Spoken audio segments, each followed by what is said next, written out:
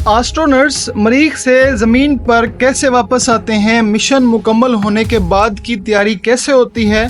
जब एस्ट्रोनॉट्स मरीख पर अपना साइंसी मिशन मुकम्मल कर लेते हैं, जैसे ज़मीन की मानद ज़िंदगी के आसार तलाश करना, मिट्टी और चट्टानों के नमूने लेना, मरीख के मौसम और ज़मीन की जांच करना, तो वापसी के अमल की तैयारी शुरू होती है। ये मरहला कई दिनों पर मुश्तमिल हो सकता है, जिसमें खलाई लिबास और ज़रूरी सामान की पैकिंग, मरीख पर रिहाइशगाह हैबिटेट को बंद करना, मिशन डेटा को अर्थ रिटर्न व्हीकल पर मुंतकिल करना, ये सब कुछ इंतहाई एहतियात से किया जाता है, क्योंकि मरीख पर मार्स एसेंट व्हीकल उसके ऊपर ये सवार होते हैं और उसके ज़रिए ये मरीख के मदार तक पहुंचते हैं।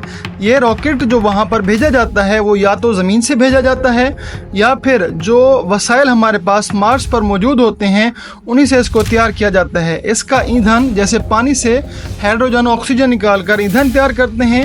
ये बात आपको क्लियर करते जाएं कि रॉकेट में माए या सॉलिड नाइट्रोजन और ऑक्सीजन इस्तेमाल होती है।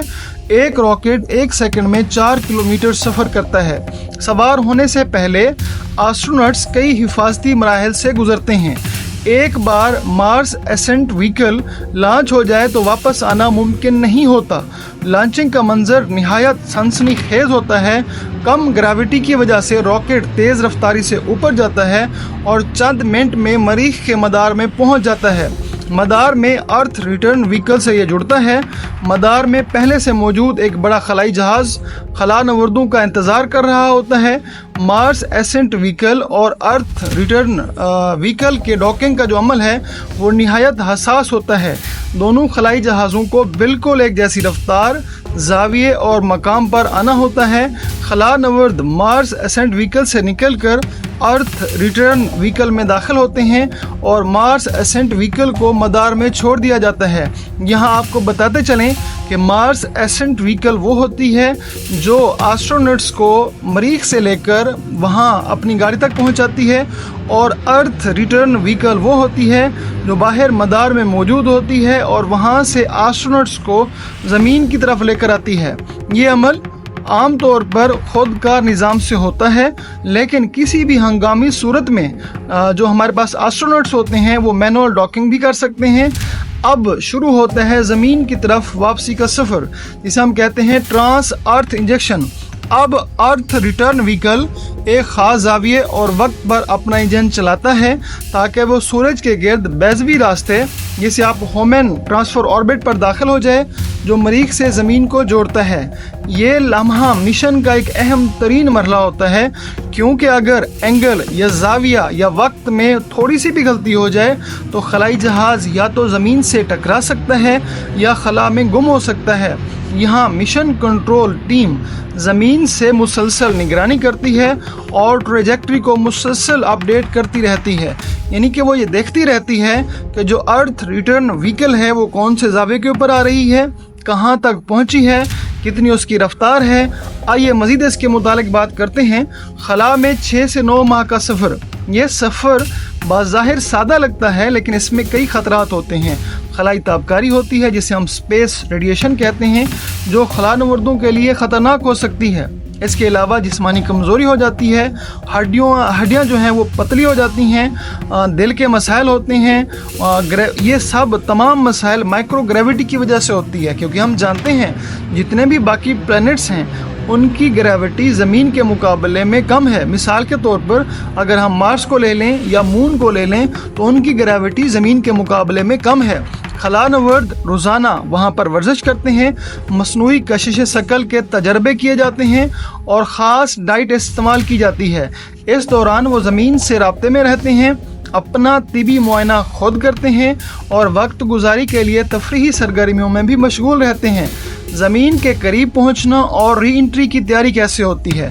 जैसे ही अर्थ रिटर्न व्हीकल ज़मीन के करीब आता है वो अपना आखिरी बड़ा काम अंजाम देता है, री एंट्री कैप्सूल को ज़मीन की तरफ रवाना करना। ये कैप्सूल एक छोटा और मजबूत हिस्सा होता है जिसमें एस्ट्रोनॉट्स बैठते हैं। ज़मीन के करीब आकर ये जो अर्थ रिटर्न व्हीकल है वो अपनी राह तब्दील कर लेता है। अर्थ रिटर्न व्हीकल या तो वापस चला जाता है या सूरज के गिर्द मदार में छोड़ दिया जाता है, लेकिन जो कैप्सूल अर्थ रिटर्न व्हीकल से निकलता है वो ज़मीन की तरफ वापस आता है। अब ये ज़मीन के माहौल में दाखिल होता है और री एंट्री करता है। कैप्सूल 11 से 12 किलोमीटर फी सेकंड की रफ्तार से ज़मीन के माहौल में दाखिल होता है। ये मरहला सबसे ज़्यादा ख़तरनाक होता है क्योंकि फ्रिक्शन की वजह से शदीद गर्मी होती है। कैप्सूल का जो शील्ड होता है, हीट शील्ड बनाया जाता है ताकि वो गर्मी को बर्दाश्त कर सके। अगर ये नाकाम हो जाए तो खलानवर्द यानी कि एस्ट्रोनॉट्स जल सकते हैं, मुकम्मल तौर पर उनकी बर्निंग हो सकती है। इस वक्त कैप्सूल मुकम्मल तौर पर कंट्रोल से बाहर होता है, सिर्फ एरोडायनामिक डिज़ाइन उसको मुस्तहकम रखता है। पैराशूट और लैंडिंग जब रफ्तार कम होकर सब सोनिक हो जाती है तो मुख्तलिफ पैराशूट मरहलावार खुलते हैं। ये पैराशूट किसके होते हैं? क्या ये एस्ट्रोनॉट्स के होते हैं? नहीं, ये उस कैप्सूल के अंदर होते हैं। आखिर में या तो एयरबैग्स या रिट्रो रॉकेट्स के ज़रिए ज़मीन पर नरम लैंडिंग की जाती है। लैंडिंग का मकाम पहले से तय होता है। रूसी मिशन आमतौर पर सहराओं में लैंडिंग करता है, जबकि नासा या स्पेस एक्स के जो मिशन हैं वो समंदर में किसी जगह उनको लैंड करवाया जाता है। रिकवरी टीम और खलानवर्दों का मुआयना। अब यहाँ पर डॉक्टर पहुँचते हैं। रिकवरी टीम क्या करती है? रिकवरी टीम फौरी तौर पर कैप्सूल तक पहुँचती है। खलानवर्दों को मखसूस नकाली नशिस्तों यानी कि गरनीज़ पर निकाला जाता है क्योंकि वो फौरी तौर पर चलने के काबिल नहीं होते। उनका मुकम्मल तिबी मुआयना किया जाता है, उनके ब्लड के टेस्ट किए जाते हैं, बोन की डेंसिटी चेक की जाती है, उनकी स्कैनिंग की जाती है। खलानवर्द फिर कई हफ्ते रिहैबिलिटेशन सेंटर में गुजारते हैं ताकि जिस्मानी निज़ाम ज़मीन की ग्रेविटी से हम आहंग हो सके। इंसानियत की अजीम वापसी ये सिर्फ एक खलाई सफ़र नहीं बल्कि ये इंसान के अज़म, साइंसी तरक्की और टीम वर्क की अलामत है। हाँ, एक सवाल ज़रूर उठता है, क्या एक दिन हम मरीख से ऐसे ही आम फ्लाइट के ज़रिए वापस आया करेंगे जैसे हवाई जहाज़ से आते हैं? जवाब वक्त लेगा, लेकिन आगाज़ हो चुका है। आने वाला दौर मज़ीद तरक्की का दौर है। इंसान नई से नई जहतों की तलाश में है, इंसान नई से नई दुनियाओं की तलाश में है। आने वाले वक्त के अंदर ये पॉसिबल हो सकता है कि इंसान का स्पेस के अंदर जो सफ़र है वो आसान हो जाए।